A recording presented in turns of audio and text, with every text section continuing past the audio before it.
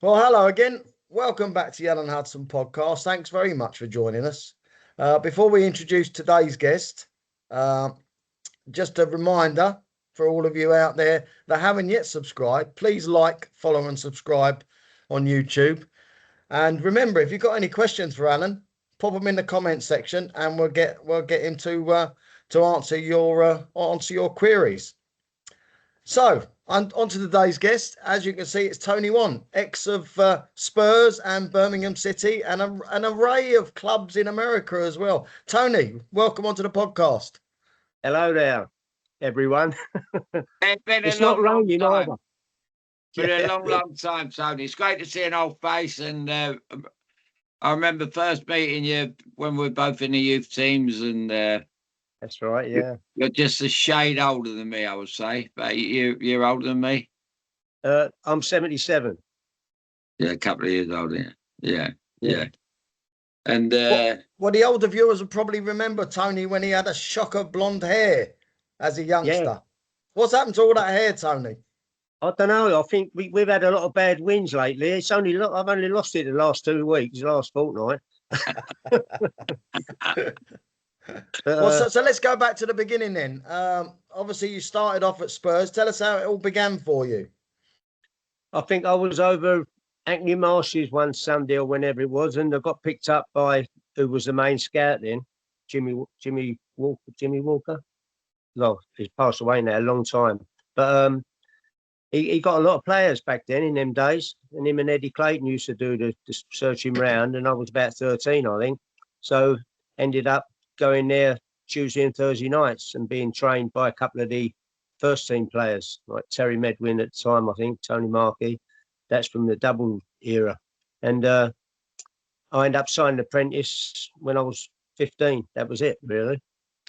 And I was there for about, till 72, till I went to Birmingham. yeah, it was a good place. They were a great youth team, weren't they? They were everything. Tottenham were a great club then, weren't they? Yeah, we had most of the teams, like, we had about 5 teams. We had a juniors to start with, then the youth team, then the A team, then the reserve team, then the first team. So it was a bit of a ladder to go up. But we used to win a few of the cups. I don't think we won. Well, they've won it since, but during my time, we didn't win the actual FA Youth Cup. We won all the other ones, the big ones under like this Floodlit Cup and all these things. They had a load of, and the league. We used to win the league. They were good days, really. Quite a few of the lads managed to break through in the 60s. A few of us managed to get a game now. Well, you had Cyril in front of you, didn't you? But Cyril was a man to replace, wasn't he? Yeah, and he was quite young, really, as well, Cyril, when he came. He was 20 or whatever, and he played for England. Yeah, it was difficult for youngers, but then a few of us got a break, and we didn't play loads. Maybe I played about 60 games, I think, but we got through, and we were in the first team squad, so to speak. And there was quite a few lads who did that, Terry included, when Terry Naylor came. Yeah. And Did you play for England at youth level, didn't you? Yeah, the under 19s, I think it is now, but it was then, yeah. We lost in the final. Yeah. It was who would you have played alongside in that England team?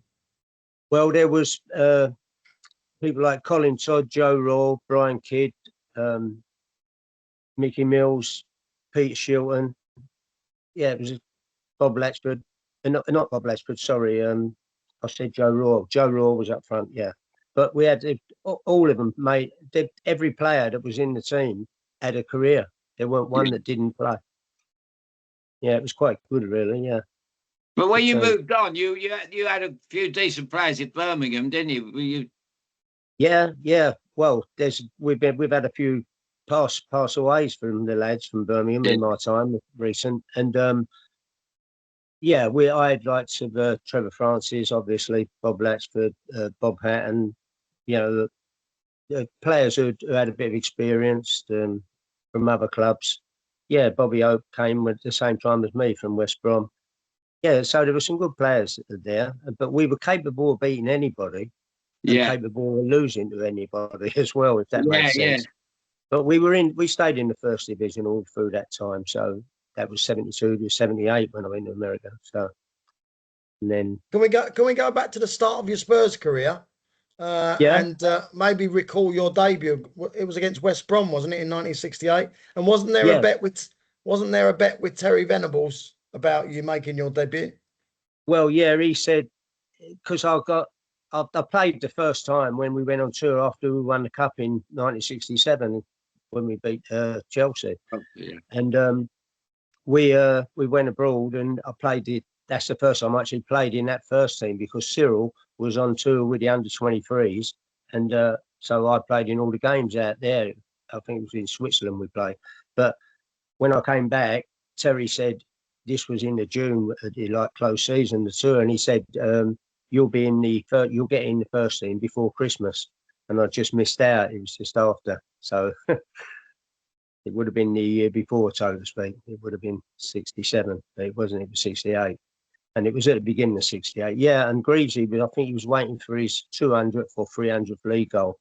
And he was on whatever, 299 or 199. And it was a 0-0 draw. Oh, really? How rare is that with him in the team? Yeah, Greaves, he was such a great bloke. He really was. I've got a story about Greaves, and you wouldn't believe it. Yeah. I'll tell you when I see you, Al.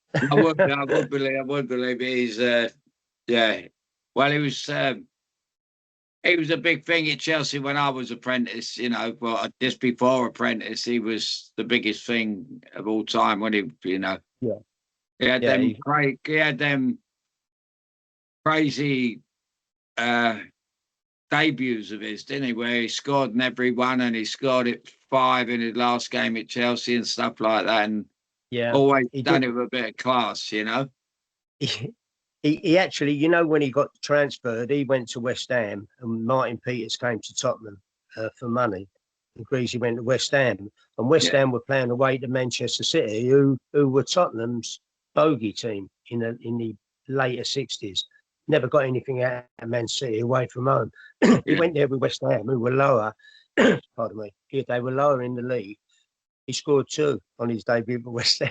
I remember the game. He said he only scored it, and he scored 2. Unbelievable. That was a Ronnie Boyd goal as well, wasn't it? The famous was that a famous Ronnie Boyd goal as well? Oh, I'm not sure. It could have been. In that game. He kicked it out and he smashed it back over his head, I think. That's it. Yeah, you're right. I think that might have been it. It was 5-2, I think the score was. Something like that. And Greaves, he got 2 of them. Unreal. He was with that. He just always hit the target. It was just incredible, So, I think they miss him a bit now, Al, don't you? Well, I don't think he'd get in their team, would they? The way they played today, I'd rather pass it back to the goalkeeper time than knock it through to Jimmy Greaves. Oh God, I don't know what he'd think because they reckon McManus and what's his name, Jackie Pallo, are coming out and they want to sign them Spurs to, defend the corners like a bit of wrestling. You know what I mean? Oh dear, that's the game in it now, and it's all in wrestling, cage fight, and all that. Crazy, mate, crazy. Oh, what were you taught? What was it like playing under Bill Nicholson back in the late 60s? Well, his nickname was Granite, and there was one boss then, wasn't there? The manager, that was it. You didn't hear all this backseat. No one knew any of the directors, what their names were. But with Bill, he ran the club, and if he wanted a player, he'd buy the player. He wouldn't have someone tell him who he's got to buy. He wouldn't have done it, I don't think. He was just that sort. And I bumped into Johnny Giles. He still lives up here, Johnny Giles, and he was a feisty player, wasn't he, John? And we were talking to him at this club, the local club, the cricket club. And I asked him, I said, what was it like with Matt Busby, John? And I don't want to swear or nothing, but he said, he said he was very, very similar to your man, Bill Nicholson. He says, they earned nothing and they made fucking sure that we weren't going to earn nothing. I bet you're the same. When I was going down to the 19s, the first thing we asked each other, how much you on? How much you on? What money are you getting now? And then Trevor Brookin, I forgot to mention Trevor, he was in the same spot. Trevor Brookin, Steve Kember, who was playing at Crystal Palace's first team then, myself, all the London players was on 12.5 quid. And all the players from up north, like Joe Robb, Collins, like Brian Kidd and all them, they were all getting 22 quid. And we went, 22 quid? Yeah, 12.5 quid we used to get, didn't we? Did you get that, Chelsea, when you signed pro? No, I didn't get that much, I don't think. No, that was a going rate. That was the bottom of the pile, that, 12.50. It might have been a pony. It could have been £25 a week signing pro. Yeah, it might have, because you're a couple of years younger. Yeah, that's right. They probably changed I remember it being quite well known at Chelsea when Doherty was in charge.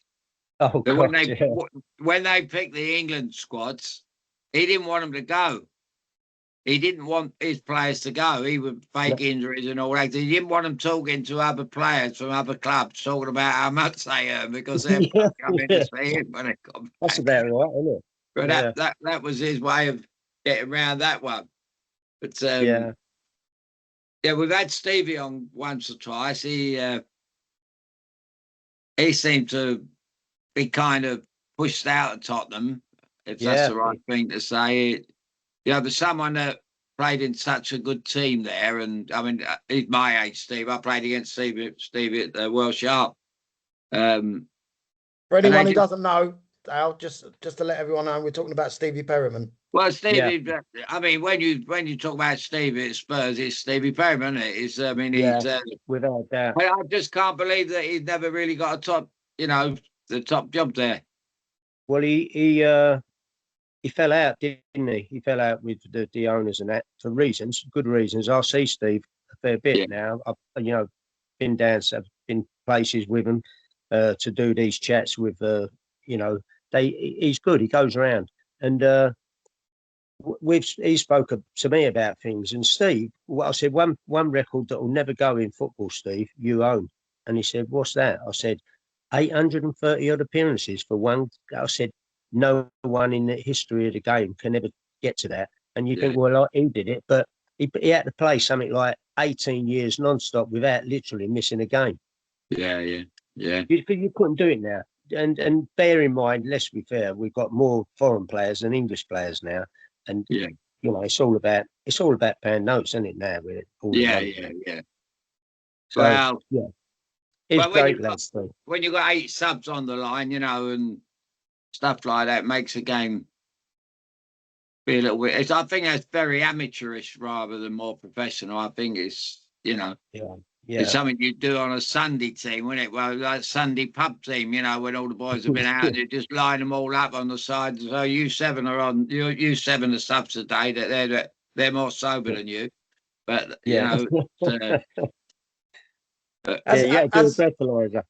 As a young player, Tony, what was it like coming through with having someone like Dave Mackay at Spurs?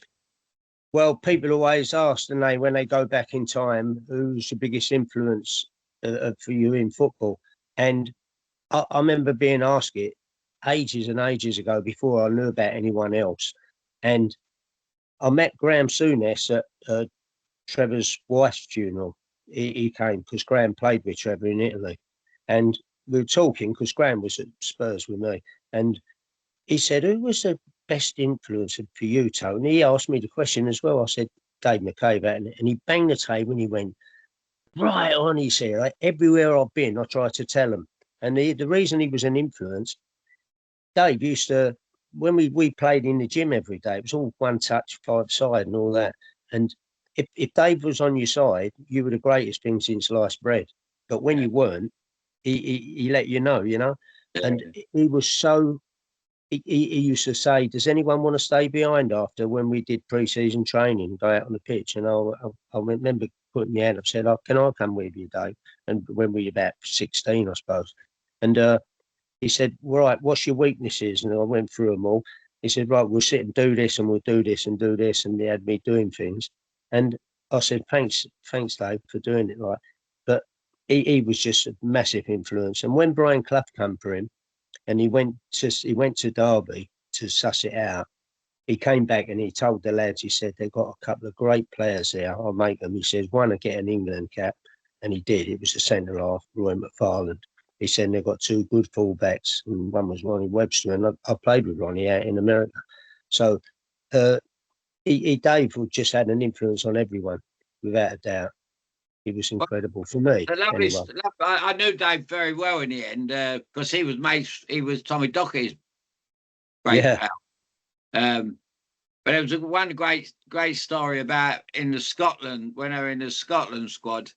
Jim Baxter was messing about after training, and he was he was questioning people, can you knocking it onto the crossbar? You know, we used to go on the edge of the box, knock it on the bar, and come back, control it, and knock it onto the bar and back. Well, he was doing this, and Dave walked across, and he said, "What are you up to?" He says, "Yeah, come on, me and you." He said, "Left foot," because Baxter had a unbelievable. They both did, didn't they? Yeah. But Baxter's gone 1, 2, 3, 5, 10 out of 10. Dave's gone 10 out of 10, and he'd gone to shake hands. Baxter's gone to shake hands with Dave, and Dave said, "No." He said, "No, you got to do it with your right foot." Yeah. And Baxter was back. Jim went, no. Then Baxter went, Dave went, well, I'll show you. Right foot, bang, bang, bang, bang.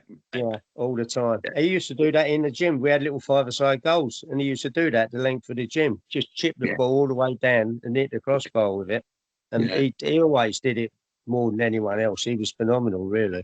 Yeah, but Slim Jim, he was Jim Baxter. Well, the biggest crowd I played in front of, Al, although I was at Wembley and I took Martin Chivers' teeth off because I was on the bench. The biggest Sorry, crowd. what did you say there, Tony? The biggest crowd I ever played in front of ever, because I was at Wembley when Spurs won the League Cup in about 71, I think it was. And I had to go on the pitch because Martin Chivers had false teeth, top and bottom. He'd had them all done. And he had to, take them off. So I remember being on the pitch at Wembley. That's as close as I got to the pitch. And but Jim Baxter, when he came down to England and he went back again, he went back to Rangers. The crowd was 70-odd thousand. They couldn't get any more in, and it was a friendly when he went back there. Yeah. So that's biggest crowd ever, and it was in a friendly game. Yeah, unbelievable. He was some player though, wasn't he? Jim Baxter. He was a man. Yeah, he was a man. He's a shame he come down to England too late, didn't he? Yeah, I think so. Yeah. I see him play. I've seen him play at Nottingham for Nottingham Forest, I think. And he went to Sunderland, but he looked. It was a shame. He should have kept away. Yeah, But he was some player. There's no doubt about it. Did you know Souness very well when you were there? Ron Saunders? No, Graeme Souness. Oh, Graeme Souness, yeah. I knew Graeme, yeah. Was your mate with him? Because it's always a mystery why he left. Well, he left because he was a bit homesick from Spurs. And when we went up to play that game I mentioned, this is a gospel truth, we had a buffet thing after the game and a few drinks. And I went down the corridor to go to the men's toilets. And I could see Graeme with a big long coat on, and he looked like he hadn't had a wash or nothing. You know what I mean? He looked a bit rough. Then taps him on the shoulder and said, "Graeme, where you living and all this?" And I mentioned it to Bill Nick, and he went there and coached him, and he came back with us on the train. And the rest, as they say, is history. Yeah. He ended up coming back to Tottenham not for very long, and Jack Charlton took him to Middlesbrough. Yeah. And you wouldn't believe it, but he was just a lad who'd gone home, and he looked like a nomad, standing there. He lost, yeah. Well, do you think you would have been able to predict the great career Souness had from the way he developed in the early days at Spurs? Well, yeah, I think he just, I don't know, he must have been unhappy to go back because all the young lads all more or less knocked around together. It weren't like you all went your own way. They didn't. They all hung about. Yeah. So there was always kids from where you are, and he was in digs probably. So there was other kids in digs who come from Wales or wherever. But I've seen Graeme a few times since. He came when Trevor had this memorial thing in Birmingham. I see him. That was just recent, before Trevor died, and he came there and did it. he did a big talk on him and everything. But he's a good lad. Did you ever come across Keith Birchin up your way? Keith, yeah, he still lives around the corner. Oh, does he really? Yeah, I still see him, Keith. He's still. Do you know what? His posture and his body. If you put him on a set of scales, nothing's changed. No. He's in good nick, Keith. Yeah, still see him. But don't fry him a ball while he's on there. No, yeah. Yeah, he popped down to see me, and his still mates with Kirbishley, and they go away together. And that's it. Yeah, Alan Kirbishley. I've had the odd hour or two with Curbs, with through Birch, but what about Mark Finnis? Was he with him? Oh no, he was a bit dangerous. Yeah. Have you got a favourite Mark Dennis story you can relay to us? Well, he came into the team after I'd more or less gone, because he was a young lad there. But he'd been around recently because of these few funerals we had. There's a couple of lads passed, and another one's just passed, Phil Summerhill. And so they're all dropping one after. Well, say we're all in the same boat at the minute. But it's with Mark, he tells some funny stories. He really does. But I mean, I haven't. When I see him, I mean, he's changed. He's put on a hell of a lot of weight in that, but his character's the same. He was just another Kenny Burns in a way, you know. Kenny was you could write a book about Kenny, I'm afraid. He was a great player, though, Tony, wasn't he? Tony, oh yeah, Kenny, yeah.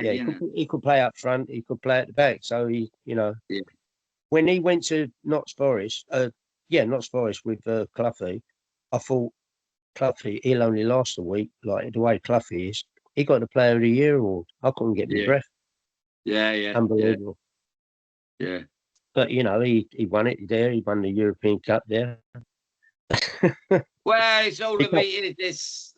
I think we'll agree. It's all about management, and how managers can get out the best out of you. Yeah. Well, Kenny was one of those. Instead of putting your arm around his shoulder and going, "Oh, great, son, you did great and did this and that," you could say to him, "What the bleeding hell are you doing? I don't want you." And he'd just say, "I'll show you." You know what I mean? Yeah. He had a different character to probably a lot of players, but he could play. You know, so. Was you? Did you come across Frank there, Worthing? No.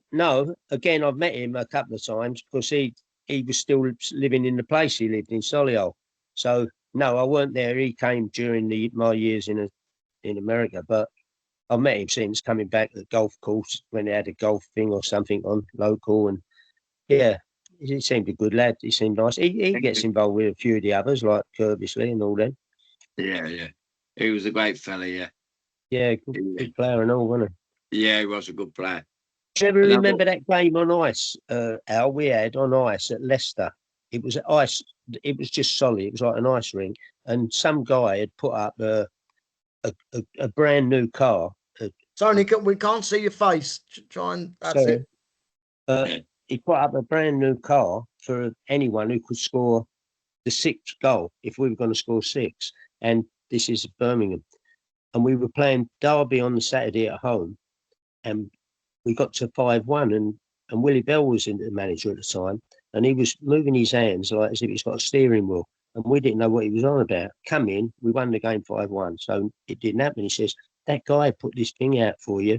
You needed one more goal, and you'd have got the car." Anyway, so we ain't never going to get it. So put it this way, you know, we'll just split it if we do, you know. And we went to Leicester. We played this game. They never went out on the pitch. And when they come out on the pitch, some of them had tights on, the rest of them had gloves on, long sleeves shirt. We pulled our things up. It was long sleeves. Everyone said, pull up your sleeves, go out. And they said Dave Mackay was like that. And we went out in the game, and we won 6 goals. And they got a penalty right near the end, and it weren't a penalty. And I was moaning, and Frank Worthington was playing for him then with Keith Weller, and who I knew well, and that. And he went, "Oh, come on." So I said, "We ain't had a fucking kick all day. Let's just take a penalty." You know what I mean? He was saying it like that. But I'll never forget. That's one game everyone remembers because it was. You think, can't believe it. Yeah, 11 goals in 2 games, and we got this TR7, whatever it was, and sold it. Sold it a Del Boy.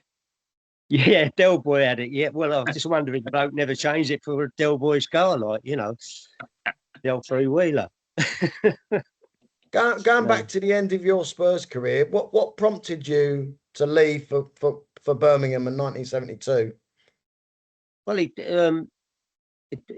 came in with an offer, and at the time, we only had one sub in them days. I don't know if you remember, and Bill Nicholson always played a forward at home, and he always played a defender away.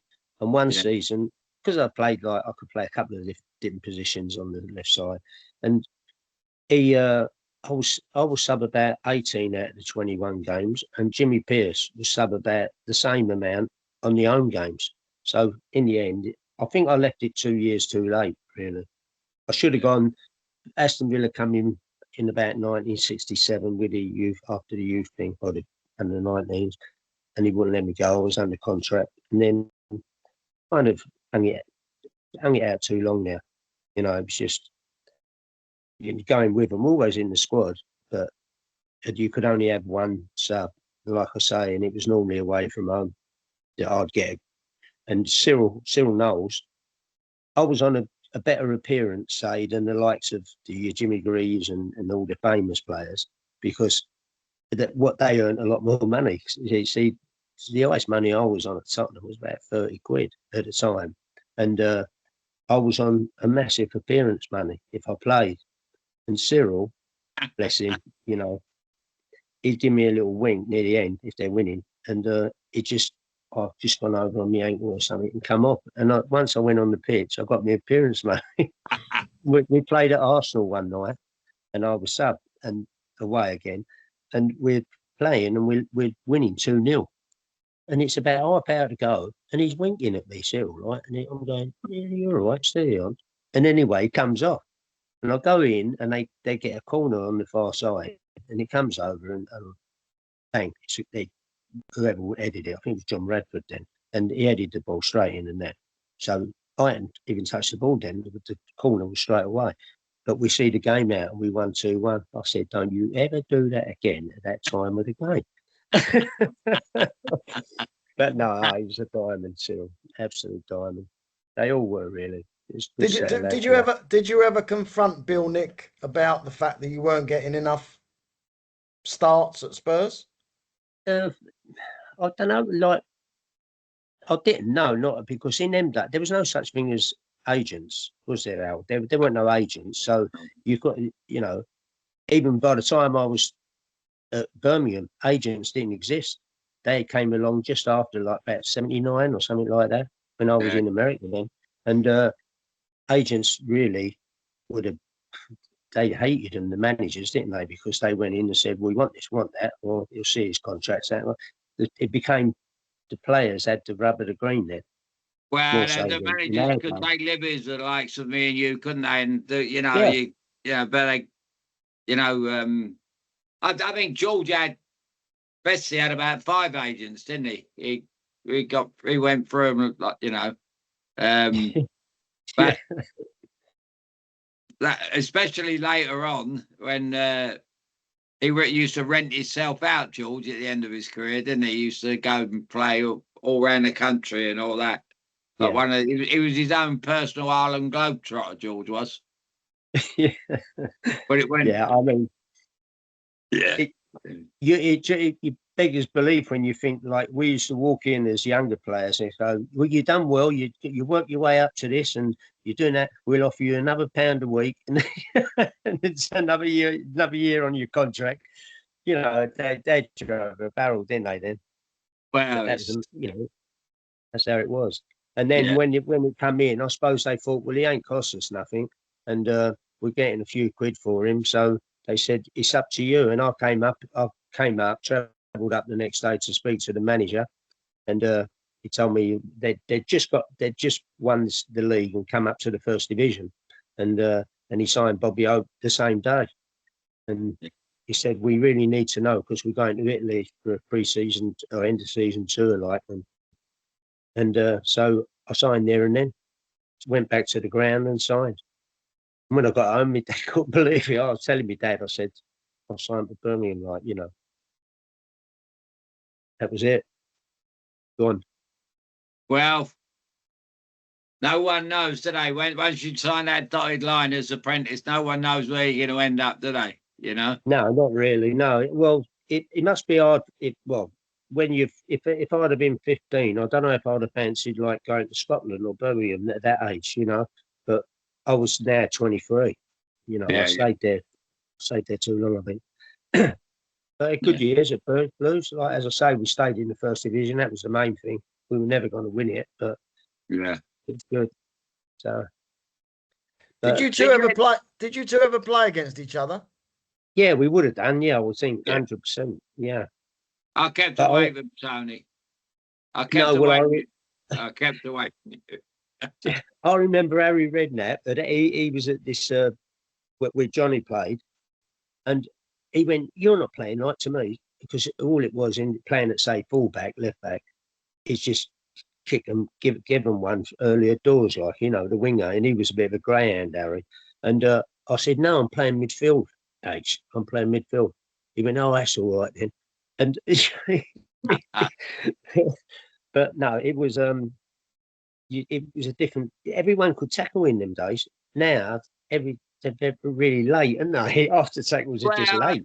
It's there's, you know, I try to explain to people even that think they know about football that there is an art to tackling. You know, tackling is not just a mugs game. You know, is, you know, oh, he'll kick his granny and all that, but people could tackle then. You know, these people can't tackle today, can they? That's why they all keep pulling people's shirts. People don't understand. You know, nowadays, if I was a top star like Greaves, I'd say I don't want to wear a shirt. Paint some stripes on me or something, or hoops or whatever shirt we're playing. Leave it at that. You know what I mean? Well, he would, wouldn't he? He'd say things like that to him. No, I can't have that. You know, they're ripping off their back. I mean, it's a joke, isn't it? Yeah. Well, when are they going to change the game and put it back how it was? I mean, they come up with these things. There's been one rule that's kept the game flowing, and that is when we could easily pass it back to the goal. It was easy. It was a get out of jail free card. Well, they can't do that now. But all this tippy tappy stuff, it's not a bit of me, though. No. It's an hard watch, and you can have 90% of the ball and not get out your own half. Yeah, absolutely. Yeah. But, you know, you mentioned earlier. You mentioned the modern fad for wrestling at corners. Going back to the start of your career, what instructions were given to you in terms of a defender at a corner and how to pick up your man? Well, the two fullbacks always stood on the near post and far post, so they weren't picking up anyone, but they were on the post. And you've seen countless times on the Big Match Revisited where balls get headed off the line by a fullback from the corner, where someone's headed it and he's in the corner, the goalie ain't going to get it and he heads it away. And but no, we didn't. You didn't have any of this like hanging around the neck while they're taking the corner and all that. It didn't exist, did it? Because, well, you know, I think when you got, you know, the difference, I still don't understand exactly what you're saying. I don't understand why they don't have. I mean, we see it was the most atrocious game I've ever seen. England and Uruguay the other night. It was pitiful. It was pitiful. Both teams. And 2-3 minutes to go, England scored, and they had nobody on the far post. They just went to the far post and that tapped it in, got his toe to it. That Ben White fella, he just got his toe to it. But there's nobody on the line. But in your side, you know, when you got people like Pat Jennings in goal, you know, you could have someone on both posts and let Pat go and do what he wanted. I mean, he used to come out 10 yards, didn't he? Yeah, he did. Stick his arm up, grab it, you know. But again, they shut the goalie off now, don't they? They put one man in front, the other one's pushing him over his own goal line. It's just crazy. I can't watch it. No. You know what they should do, Al? Show them that game against Germany when you and Tony Curry played. and took the piss out of them. Took the piss out of the Germans. They should show them games. You must remember that game. I remember the 75 game, but there's strangely enough, talking about things like that, I watched France play the night before last. France played Colombia. And honestly, that was a night after England had played, and it was so refreshing. Yeah. You know, they were passing the ball, it was fluent, you know, no backwards, no going backwards, every and both teams, you know, all right, it was a friendly, but it was you know, these are teams that are going in the World Cup, and they look like so superior to us. It's unbelievable. Yeah. You know, we're so stagnant, and well, everything now, you don't see anyone jumping up out the seat anymore because the ball goes out wide and you get excited. And before you know where you are, it's going back to the goalkeeper. Yeah. You know, back. And then and all this, why you don't take a goal kick where it used to be. If it went out on the right side, you took it. Now they pick it up and take it over to the other side of the box. Then they pass it to a bloke who's standing inside the box with them and he gives it back to him. And it just does your head in. Yeah. And all this extra time shit, where they get it from, a game has to finish dead on 6 minutes, 5 minutes overtime, 10 minutes. I mean, they should do what they did in the States. They had a clock. When someone got injured, crap, the clock stops, like they do in rugby. Because there's no argument then. Because now, if you were playing now and it was a corner and you scored from that corner and there was only seconds remaining, I guarantee you the ref would let it go on another minute or something. Yeah. He ain't going to blow the whistle as soon as you pick the ball out in the net and say, well, that's it. It's finished. Ain't going to happen. Talking of the States, Tom, did you have a chance to stay in America? Well, I put me in, yeah, what we did, after I was there about 3 years, I thought it was a different lifestyle. It was great. And did it, had all our fingerprints done and everything. My son was born out there. And then about 2-3 years in, they sold the club to new owners, and I think they were there to do something, whether it was money laundering or what. But they had to. They just sold the club off, and then in the end, we were all like illegal aliens, like me, Chico, and the ones who were out there. You had to get home. Yeah. Well, the same happened to me, mate. Exactly the same happened to me. We had the best owners in the NASL, and the Coluccios, and they'd had enough of losing money. I mean, they really were losing money. We were getting like 28,000 people, but they were still losing money. And then all of a sudden, a new firm come in, America. It's a very similar thing. What's going on in Chelsea? Strangely enough, they got American owners that don't know what they're doing. Yeah. They're it's just a pound note job for them. It's $1, you know. It's $1, isn't it? They ain't got a clue. They think they have, but they haven't. You know, the two lads at Wrexham are doing all right, the actor and the other bloke, but that's a different level, you know. But at the top level, they haven't got a clue. And your old club, Spurs, can you imagine that? We were talking about it yesterday, strangely enough, if they played Chelsea last game of the season, don't they? Well, I'll tell you, they ain't got a good running compared to the others. No. I'll tell you, Tony, we're just losing. You're losing your face again. We're losing your time. I look like I'm bending my head back. You've got. I think you got the Chelsea the last game of the season. It's the second last. It's the second last game of the season. What, for Chelsea or Spurs? Both at the Bridge. Second last game of the season. Oh my God. Yeah, well, it ain't good, is it? It ain't looking good for them because they don't seem like a team, do they?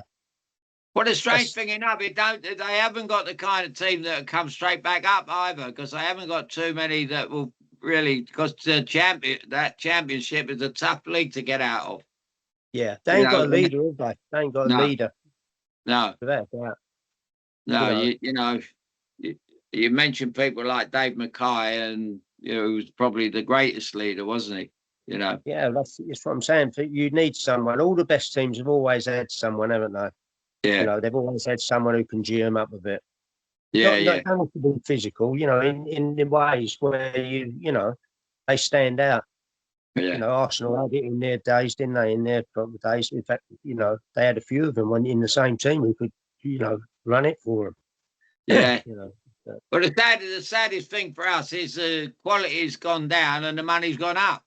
You know, yeah. it's Well, yeah, well, that's crazy, what I'm isn't it? saying. And These people who pay all that money for these season tickets, and without the fans, there ain't no game. no, To me, they must be hard done by because they're watching football now. It ain't football. It ain't football like we know it. no, It just ain't. I no. don't know. It's But your So, thing. Do you get down to Spurs often these days, Tony? no, not very. I'll go down south see me family and that. But no, my son lives up here, so my daughter lives in Hampshire now. So Up here is where? Sorry. Birmingham. Like up in Birmingham. He lives up here, my son. I had him for when he was about 4. His mum went, and so I brought him up on my own. Really, while I was working, it was hard because I had to get people in because I was doing long hours then, 6 days a week in the market, like midnight till midday the next day, 6 days a week. So I had that for a few years. But so he's good. He's got a good job. He's 47 now, so it's a long while ago. But Sorry, you had a no. stall in. Did you have a stall in the market? Did you say? No, I worked in the wholesale market where we had vehicles we used to load them up, get them put away, and take them to different places. And I used to get a load of the calls. Go around golf courses and pubs and hotels, and we started supplying direct from the main market, which was a wholesale market. So they got things a lot cheaper, and that's how it works. But I was here a long while, and I finally retired on about well, I don't know how many years ago now. It's about 10 years. Oh no, about 7 years ago, 8 years ago. Yeah, I retired. And you didn't fancy coaching? Well, as I say, I had a couple of when I came back from America. I went to Blues. I had a phone call from Kevin Broadhurst. He said we need someone for the reserve team and all that. And I went along, and Ron Saunders was the manager, and he came out. I was watching his pre-season training thing, so I was watching the lads and talking to them. And he came out, and he was he had no top on, and he was wiping his back towel up behind his back. And he said, "You come for the reserve team job?" And yeah, I said, "Yeah." He said, "You got any experience?" I said, "Yeah, I've done my badge and this, that, and the other." And I finished up playing in the States, player coach, like helping the manager. Then I said, "Yeah, I've had a bit of experience. I worked well with young kids. Did a lot of that with the young kids. Me and Johnny Pratt used to take the likes of Glenn Hoddle and them when they were kids like I was. So we did that all for a couple of years. And then he says, "Well," he said, "I ain't got nothing and I'm the best there is." I said, "Oh, well, you're lucky, aren't you?" But what happened, his ex-captain at Villa, I think it was Ian Ross's name, he came back from Dubai and he gave him the job. And then I had a phone call from Bobby Gould from Covey, and I went down and stayed over at his house, Bobby, and he said, "Oh, you can just sign for 6 months." I said, "Yeah, well, supposing you get the sack or something happens." I said, "I've got a job going, that it ain't the greatest job in the world, but I ain't going to starve working down the market and things like that." So he went, "Well, don't do it." Anyway, I didn't sign. I could have done. He got a great setup at Coventry, and it was only up the road, and he ended up getting a Syntax. That was not long after, yeah. But he was a good lad, Bob. Used to be a little sod on the pitch, but no. There you go. No, they were the good old days. They were. Throughout your career, who was your best mate, Tony, from Tottenham to Birmingham and Minnesota? Well, Tottenham, me and Pratty were together because we both out of Oxton, like Terry was, Oxton Market and all that. And then when I went, we had a shop. We had a shop together, news agents and everything, and we used to take turns. But when I went to Birmingham, my mum kind of stepped in and helped out in there, but it weren't the same. So we ended up selling it, or I bought it. He bought my iPad, but he sold it pretty soon after. But Johnny was, yeah. And then when I come out of Birmingham, me and Trevor were the only two single players, and he was music mad, I was music mad, and I had this. I was looking for a house, and they've got lovely villages around here, Solihull, and I've seen this village in Knoll, and I bought a house, and it was the building brand new, and Freddie Goodwin was the manager, and he said to me, he said, "I hear you bought a house in Knoll." I said, "Yeah." He said, "Are you getting married?" I went, "No, I'm courting." Like I said, but and she was coming up from London with my dad to see the games, and I said, "But I will be, but not for a couple of years. No way yet." We both agreed on that, and he said, "Well, the reason I say it, we can help you." He says, "But I want to get Trevor out of the digs in Nechells, which is a bit of, near where people, not so many people want to go." And he was in a high-rise block of flats, and he said, "Would you have him?" So me and him were together for like 6 years, 7 years in the house, and then I was getting married, and then he decided then that he'd look for a house as well, and he ended up buying one in Knoll. But some of the things, Trev, we had so much fun, like, I told him once, I said, "Trev, do us a favour, do you want to peel some potatoes for tonight's dinner? I've got a nice couple of steaks or so." And I thought, he's gone a long while. He was gone about half hour. And when I went in, he must have peeled about 15 pounds of potatoes for some chips. And I said, "You'll be eating them for the next 6 months, mate." But no, we had some good fun. And but Trevor was the closest, I suppose, because we went everywhere, And Trevor could go anywhere, and we'd go and see a group or whoever it was, like, at the time, or whoever. Yeah. We'd see him backstage because they all yeah. knew Trevor. He was only young. He was only 17. He was the biggest thing there since sliced bread. So, yeah, I got on great with him. And it's a shame because he passed away. Give us an idea, give us a flavour of how good he was at Birmingham, Trevor Francis. Well, he could score goals. He was quick. He played kind of inside, like the old inside forward with the goal scorer, and he was so quick. His speed was just off the mark. He was phenomenally quick, and he scored a lot of goals like that. And then when he got into the England Cup, because of his pace, they played him wide all the time. They played him on the wide, which is, you could say, he can go past players, but I don't know. I think they should have tried him up the middle, like. Yeah, it didn't suit him. No, and he was quiet. He was a laid back lad. He weren't like outspoken or nothing like that, But he was the best player there while I was there, without a doubt. No doubt about it. Yeah, by a country mile, really. But it's a shame. He was only young. You wouldn't have liked to have marked him, Tony, you're saying? Well, I suppose if you're marking him as it was a little bit man for man in the old days, wasn't it? Do you know what I mean? If you were left half, you had to watch the number 8 of the team. If you were right half, you watched the number 10. All these positions now, and diamond and all this and that didn't exist. None of this. No. It was 1 for 1, wasn't it? That is how it was. I still can't get my head around why they said we got 5 number 10s on the sideline. I can't get it. I don't understand. Whoever made that up, I don't know. But it ain't doing the game. It ain't doing the game any good, whatever it is. Yeah. Who's your number 10? Well, what difference it make? Who's got number? It didn't matter what you had on your back, did it? It didn't matter. You judged on how you play.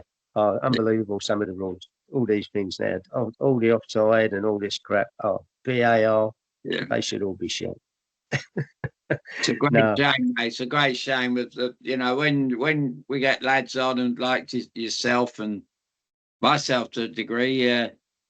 When you see what they're earning today, and they never have to work again, and it's just ridiculous. And you don't mind you don't mind the great players getting it, do you? Good luck to them, But not the poor ones that can't play, they don't know they're built. They don't know they've been born, No, that's what I'm saying. They're not. Are they worried about playing? When you only won a couple of seasons, and they can retire, can't they, if they don't like it? Well, absolutely. I see 6 of them sitting on the line for England the other night. I don't know who's cracking all the jokes, but they were having a better time on the line. They were on the field. I know. Unbelievable. Yeah. Poor.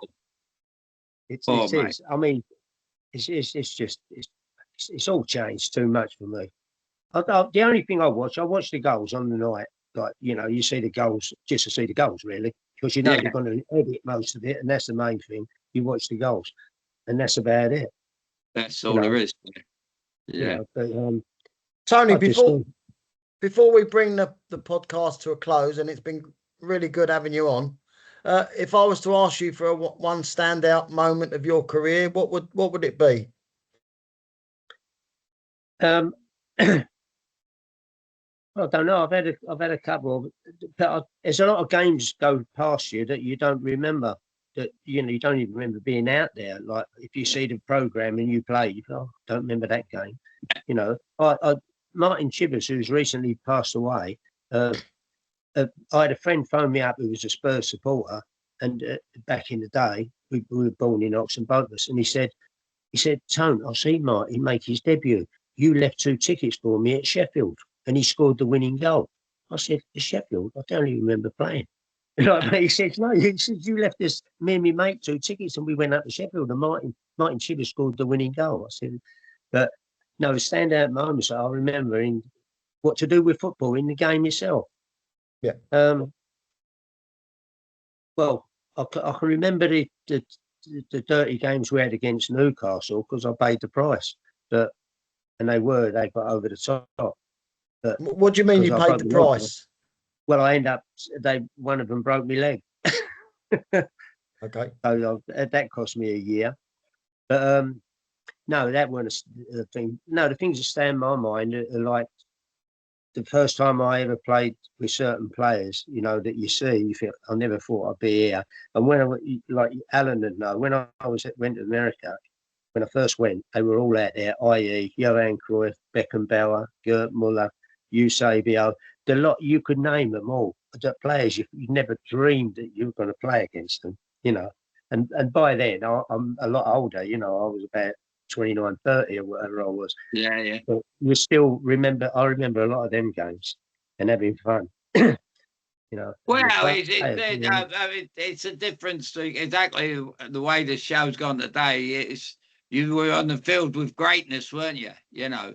I found that about America. The thing I didn't like about back home was people used to put the league down, before it went out and it come back as a different league when they got more brains and more money. Yeah. But there's some of the players out there, apart from the names you just mentioned, there were some players out there, Tone, would have walked into any team over here and you never heard of them. No, that's players right. From all over the world, it was a tough. I found it a tough league, and you played Cosmos, and you knew you was in for a game, Yeah, they had a few names, didn't they? Giorgio Shinaglia, and people like Bogacivic. I played against him when he played for Red Star Belgrade, and he left Yugoslavia because they had no money, and somebody offered, I think someone offered 100 grand for him, and he went in, he said, I'm going to go because, and they thought they were giving him the 100 grand instead of giving him the club. But that's how good he was, though. I mean, he should have given the 100 grand, but, playing against them was, for me in Seattle, when we had a good team, when we played against teams at New York, I love going to Chicago, New York, and playing the big games there. And it was as big as going to Manchester or Liverpool, a tough and tougher as game. There were some great players. Well, like yourselves, the ones that had the stadium. I mean, we got great crowds at our place, and so did Tampa. But like Tampa, because he was down there, Rodney, wasn't he, and all that, Rodney Marsh, and Bestie was at San Diego, wasn't he? So. Yeah, they're all out there. Yeah, I mean, when they laughed at it over here, said it's this second rate. I mean, the only players over here that called it second rate were second rate players themselves. Yeah. Well, they were, because they never got to play with the great players. I mean, it was and it was probably not that. I mean, money does always come into it, but you got an extra few quid in your pocket.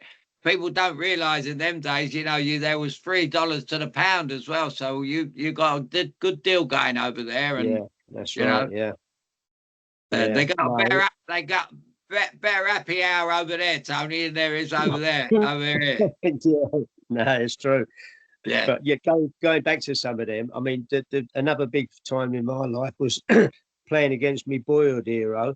And believe it or not, my boyhood hero I had pictures up was Dennis Law when he first came, when he had come back from Italy, obviously, and you got to see him play. He was the one who I took to when I was about 12, 13, 14, them years. And I didn't ever dream of ever be playing against him.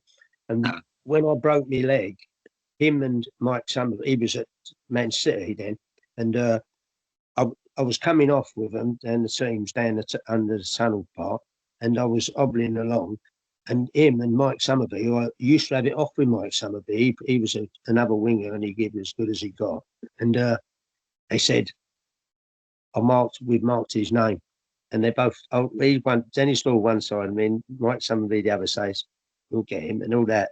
I mean, they're going to mark his card, this bloke. Oh, great. And you think, bloody hell, they didn't even have to come near me, just, yeah. No, but I enjoyed it. I do think we were lucky playing the best years, really. Like 60s and 70s was really good. Well, the only thing short was the money, Tone, because it is, and people say money doesn't really bother me, but it's, to play in them days in front of 60,000 when we played and 56, and time, yeah. It was a time when we should have earned money and we should have been set up, and when we get the likes of yourself come on, I remember you Tottenham and everything else when you was a flash left back with all your Barnet, it was